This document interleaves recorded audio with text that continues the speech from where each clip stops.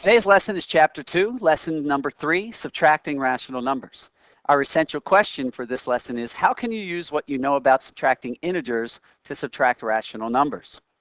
So there is a key idea down here, but I want to go over what we learned about subtracting rational numbers when we were talking about integers. So what we're going to do is recall the rule keep, change, opposite. All right, and if we remember, we use this rule for all subtraction problems that are not what we call normal subtraction problems. So let me finish this up here. For all subtraction problems that are not, I'll highlight that, normal. And we'll put normal in quotations here.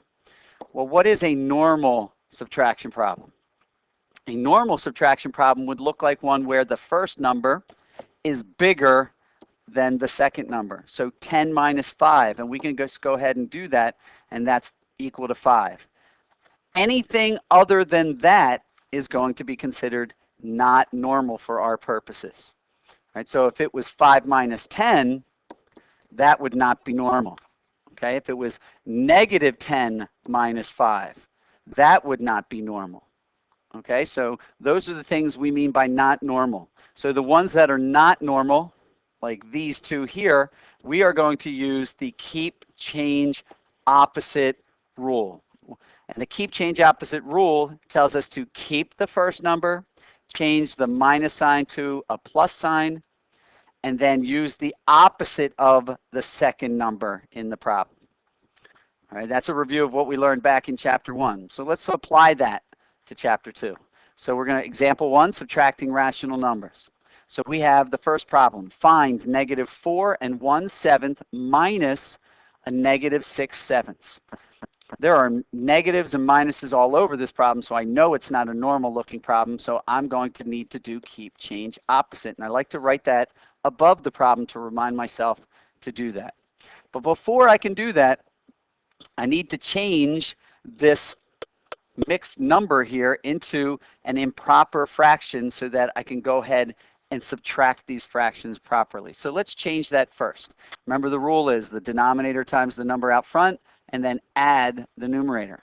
So 7 times 4 is 28, plus the 1 up top is 29. So it'd be 29 over 7. But don't forget we have a minus sign out front. Minus a negative 6 over 7. Now we're going to apply the keep, change, opposite rule.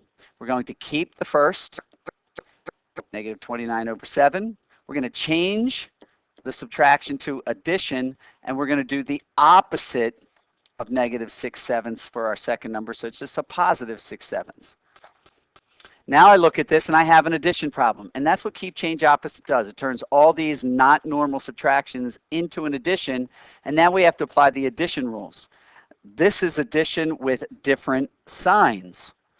So different signs tells me I need to take the bigger looking number minus the smaller looking number, the difference of those numbers.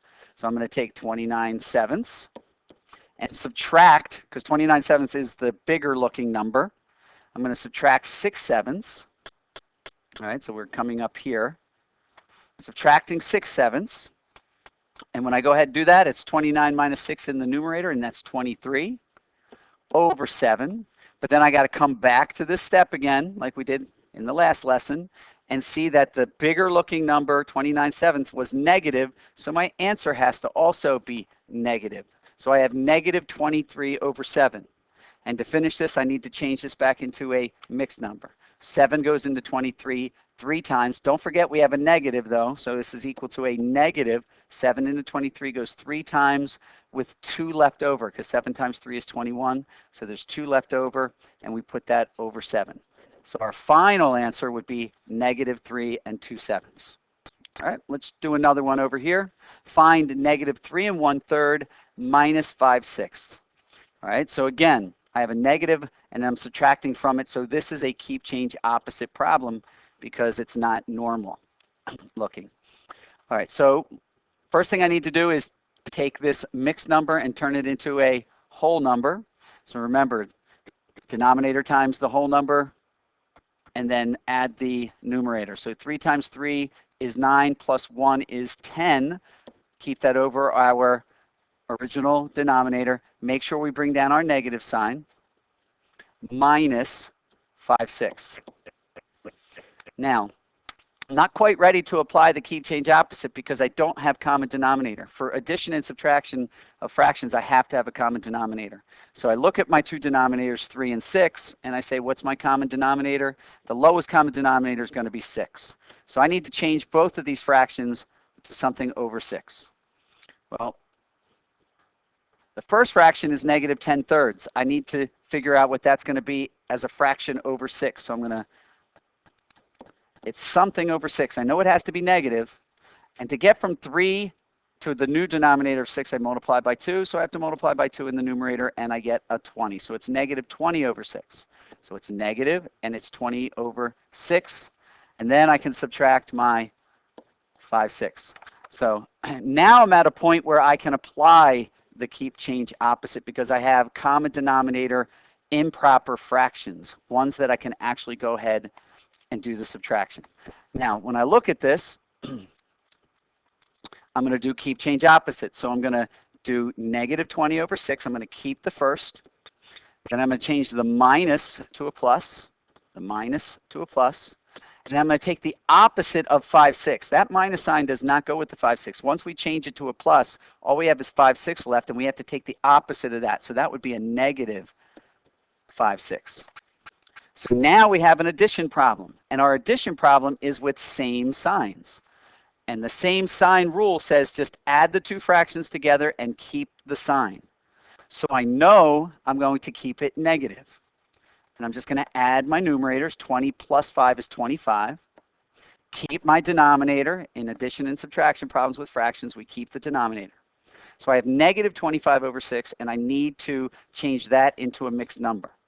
It's going to remain negative, so I'll just bring that down. 6 goes into the 25 4 times. 6 times 4 is 24, which means there's 1 left over, and we put that over our original denominator of 6. So our answer is negative 4 1/6.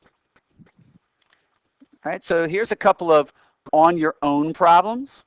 You can go ahead and pause the video and take care of these. Make sure that you work them out, and then you can restart the video to look at the solutions.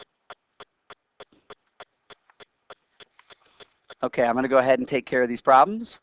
I look at these and I see that I have a minus negative 1/3 minus negative 1/3. So that's a keep change opposite. It is not a normal looking problem. So keep change opposite. So my denominator is already common, and they're both already fractions, so I don't have any other work to do before doing the keep change opposite. So I'm going to go ahead and just go ahead and do the keep change opposite now. So I'm going to keep the first. I'm going to change the minus sign to a plus sign, and I'm going to use the opposite of what follows the minus sign, and what follows it is negative 1/3. So I'm going to use the opposite, which is positive 1/3. And now I have an addition problem. Remember, keep change opposite turns every subtraction into an addition problem. And I can just go ahead and do this problem because I have same signs. They're both positive, so they're same sign addition problem. So I can go ahead and just add the numerators. 1 plus 1 is 2, and keep the denominator the same, which is 2/3. And the sign was positive, so final answer is 2/3. Find 4 1/2 minus 5 1/4. All right, so again, I know that the first number is smaller than the second number.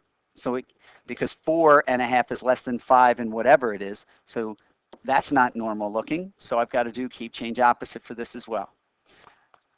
I have two mixed numbers, so those mixed numbers need to be changed into improper fractions, and then I also have different denominators, so after I change them to impropers, I'll change them to common denominators.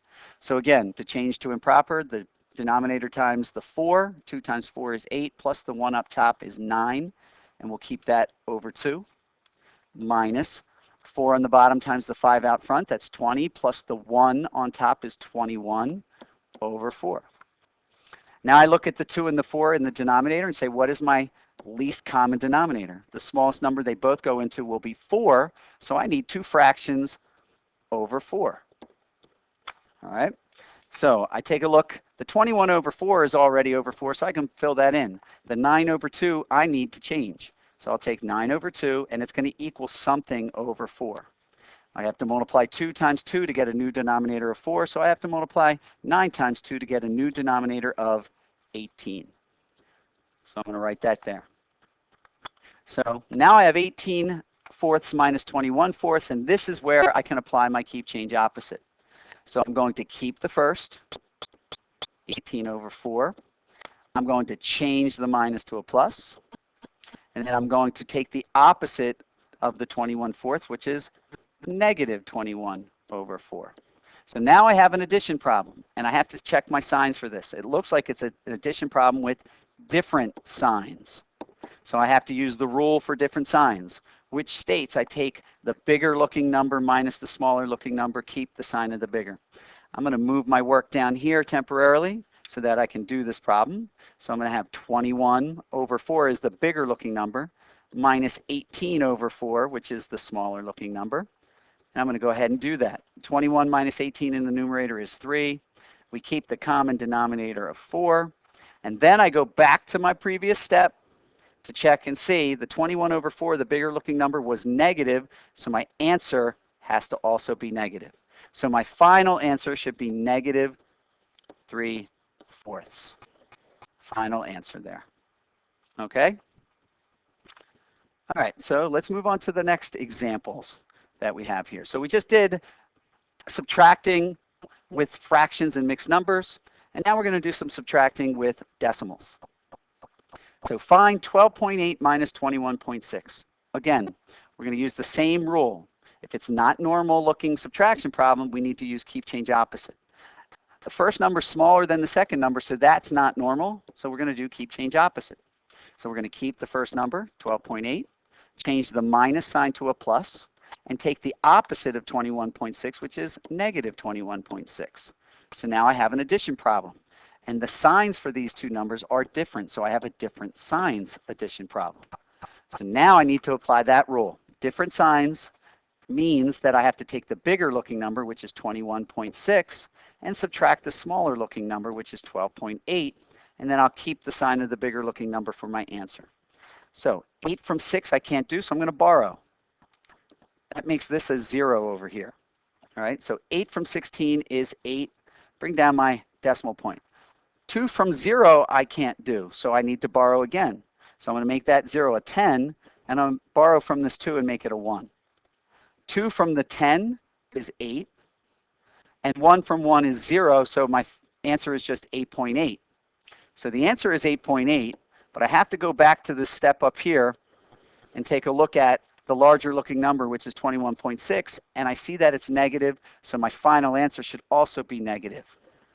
So my final answer is negative 8.8. Okay, again, you need to remember those addition rules when we're doing subtraction problems. Excuse me. All right, so find negative 20.5 minus a negative 20.5. You can also already see that this is a keep change opposite because I don't have a normal looking subtraction problem. I have too many negatives in there. So I'm going to go ahead and do the keep change opposite. I'm going to keep the negative 20.5. I'm going to change the minus sign to a plus sign. And then I'm going to change the negative 20.5 to a positive 20.5. Now I have an addition problem, with different signs. But this is a special kind of addition problem. I have a negative 20.5 plus a positive 20.5.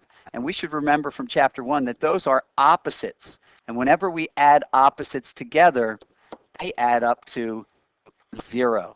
So our final answer is going to be 0. But I could go ahead and say, okay, well, let's do it as a different signs problem. I need to take the bigger looking number minus the smaller looking. Well, the bigger looking number is either one of them. They both look the same, 20.5. And I can take away the 20.5. And when I do that, 20.5 minus 20.5 is, do the columns. 5 from 5 is 0, decimal point. 0 from 0 is 0. 2 from 2 is 0. So I end up with 0 anyway. So either way, it's good if you can notice that you have opposites and then you can just know that if you're adding them together, it's 0. But if you forget, you can always do it the other way and do the different sign rule, which is bigger minus smaller, and keep the sign of the bigger. All right, let's move on. We've got some on your own problems, so why don't you go ahead and take care of those while you do that. Make sure you have your work, for those, and then restart the video, and you can check your solutions. All right, the first one here, find negative 8.4 minus 6.7. That is a keep change opposite problem. It is not normal looking. So I'm going to go ahead and keep the first, minus 8.4, change the minus to a plus sign, and change the 6.7, because it follows the minus sign, to a negative 6.7. And now I have an addition problem that is same signs. I have a negative 8.4 and a negative 6.7. So the rule for that is to just add those two numbers together and keep the sign. So I know the answer is going to have a negative sign, because a negative plus a negative, we're keeping a negative. So I'm going to take the two numbers, 8.4, and I'm going to add the 6.7. 4 plus 7 is 11. Add the decimal point, carry the 1 from the 11. 1 plus 8 is 9, plus 6 is 15. So it's 15.1, but it's negative because I was adding two negative numbers together. All right, the next one, find 0.41 minus a negative 0.07. So again, the double negative makes this a keep change opposite problem. It's not normal. So I'm going to go ahead and keep first, 0.41. I'm going to change the minus to a plus. And then I'm going to go ahead and change the second number to its opposite, which would be 0.07. And now I look at this, and I also have another problem, addition problem with same signs. They're both positive. So all I need to do is add those two numbers together, and my answer will be positive. So let's go ahead and do that. So I have, we'll do it over here, 0.41. Let me get rid of this equal sign. That's kind of in the way. Plus a 0.07, making sure to line up my decimals. I have the right number decimal places in each column, so I'll just go ahead and add them. 1 plus 7 is 8. 4 plus 0 is 4. Decimal point comes down, and 0 plus 0 is 0. And we had to keep it positive, so that would be the final answer. All right, next part of the lesson, finding distances between numbers on a number line. I'm going to have you write down a little rule here. All right, there's two parts to it. All right, if your number line is vertical, like this one is over here, vertical, okay, then the rule will always be the top number minus the bottom number. Okay, the top number minus the bottom number. All right, so let's go ahead and take a look at that. So my top number is 2 1/3. So I'm going to go ahead and write that down. 2 1/3 minus the bottom number, which is minus. The bottom number is negative. Oops, that should be a 2 2/3. Let me erase that. Sorry. That's a negative 2 2/3. All right. Notice that the minus sign right here is not the same minus sign that is down here with the number on the number line. Okay, it's the top number minus, and then whatever the other number is, you have to write down, including the negative sign. Okay, so I look at this problem, and I see that I've got a keep change opposite. I got a minus negative, so I'm going to, this is a keep change opposite problem, so I'm going to keep the beginning.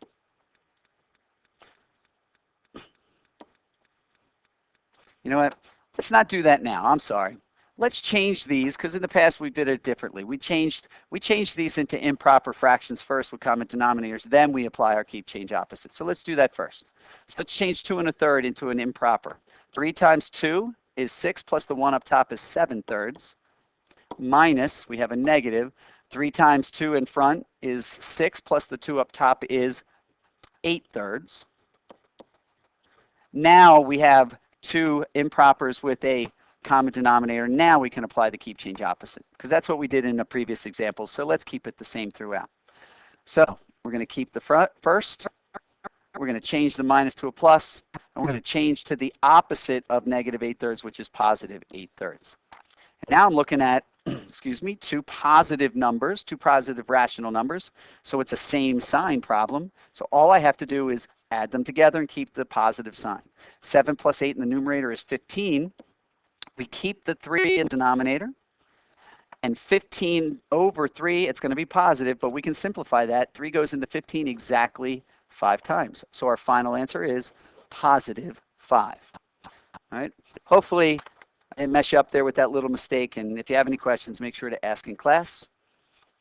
The second problem, let me put a little line here to keep these separated. Find the distance on a number line between negative 3 3/4 and negative 6 2/5. Well, I don't have a number line here, so I need to draw a number line. And let's say 0 is here. Both of my numbers are less than 0, so they're going to both be to the left of 0 where negative numbers are. But when I look at these two numbers, I got to say which one of these numbers is more negative. The one that is more negative is further to the left. I have negative 3 3/4 and I have negative 6 2/5. Negative 6 2/5 is more negative, which means it's to the left. And negative 3 3/4 is less negative, so it's going to be closer to 0.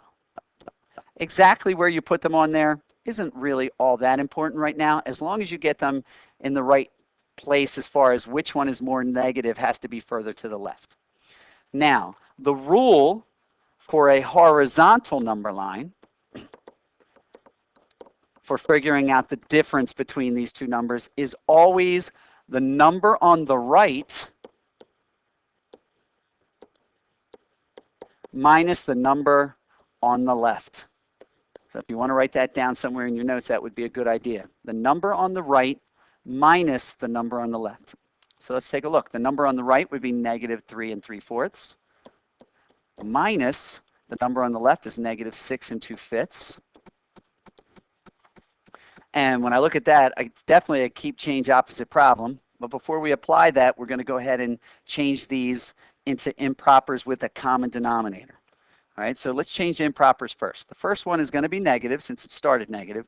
4 times the 3 out front is 12, plus the 3 up top is 15, and we'll keep that over 4, minus, the next one is a negative in the parentheses, and the 5 times the 6 out front is 30, plus the 2 up top is 32 over 5. All right, now I look at these and say I don't have common denominators. So I need to still change these to two impropers with common denominators. And I look for a number that they both go into. Well, the smallest number that I can see that they both go into is going to be 20. So we're going to make our common denominator over 20. Now this one's going to be negative still, and this one's going to be negative. So to get from 4 to 20, I'm going to have to multiply by 5, which means I have to multiply the top by 5. 15 times 5 is 75. And again, remember, it's negative. It started out negative, so we got to keep it negative. And then we're going to minus, and we got another negative in here. Sorry, it's getting a little confusing to look at there.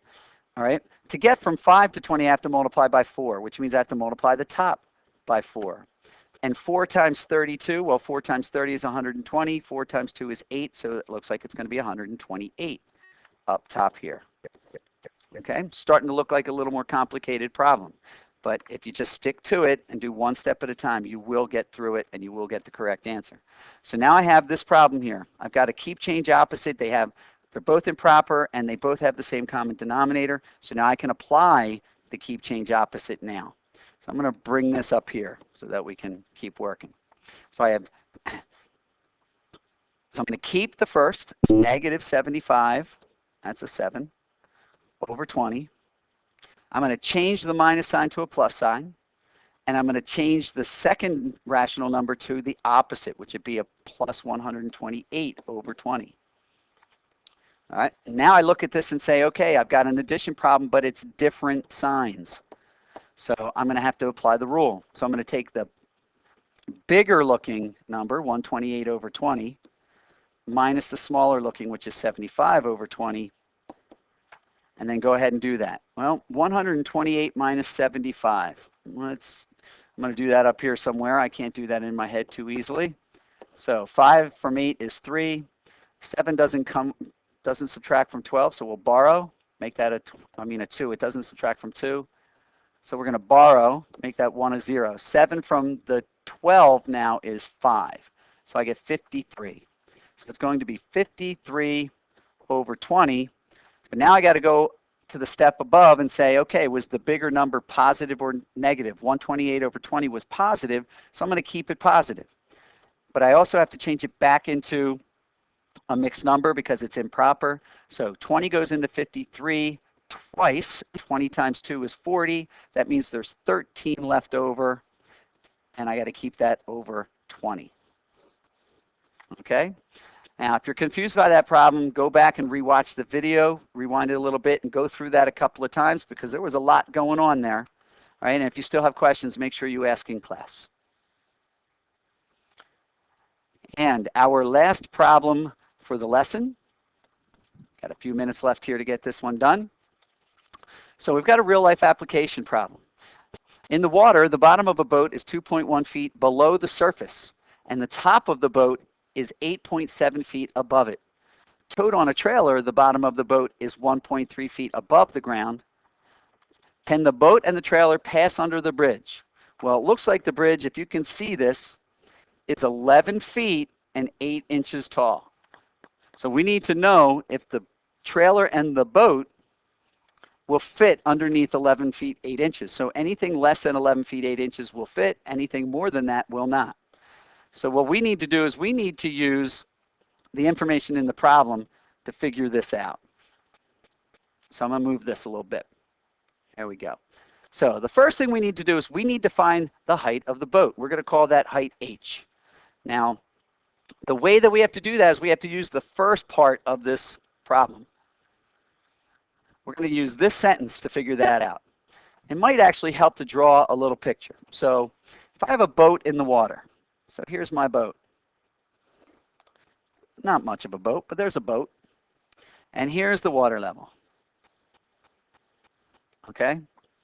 Now, it's saying that the bottom of the boat down here, and we're going to pretend that well, we're not going to pretend, but the water level is 0. And we're looking at like whether, like we got a number line that goes up and down. All right? 0 is where the water is. It said that the boat is 2.1 feet below the surface of the water, the bottom of the boat. So down here is 2.1 feet below the 0. So if it's below 0, that means it has to be a negative 2.1. And it says the top of the boat up here is 8.7 feet above. So if it's above 0, that has to be a positive. All right?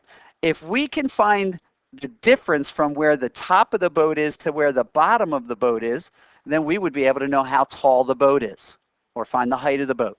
So that's what we're going to do here. We're going to take the top of the boat, since it's the top of our number line here, because we want to find the difference between these to get the height of the boat. The difference on a number line says to take the top minus the bottom. So we're going to take the top, 8.7, minus the bottom, which is negative 2.1. And I can see that this is not a normal subtraction problem, so I'm going to have to do keep change opposite. So I'm going to do 8.7 plus a positive 2.1. I changed the minus to a plus. I kept the first, I changed the minus to a plus, and I did the opposite of the second. So now I have 8.7 plus 2.1. I'm going to move this down a little bit so I can do this. 8.7 plus 2.1. I lined up my decimals. 7 plus 1 is 8. Bring down the decimal. 8 plus 2 is 10. So I now know that the height of the boat over here is 10.8 feet. So that takes care of the first part, because if I don't know the height of the boat, I can't solve the problem. Because we talked about earlier, to get through this tunnel, I need to know what is the total distance from the road where the trailer is going to be to the top of the boat. So I need to know what the height of the boat is, and then if I can add that to the height of the trailer, then I can figure out what is the height of the trailer and the boat. All right? Now it says towed on a trailer in the second sentence. Towed on a trailer, the bottom of the boat is 1.3 feet above the ground. So that means, let's draw another picture. Here's my boat. and it's sitting on a trailer. Okay? So it says the bottom of the boat right here, which is the top of the trailer, is sitting 1.3 feet above the ground. So that means from the road to the top of the trailer is 1.3 feet.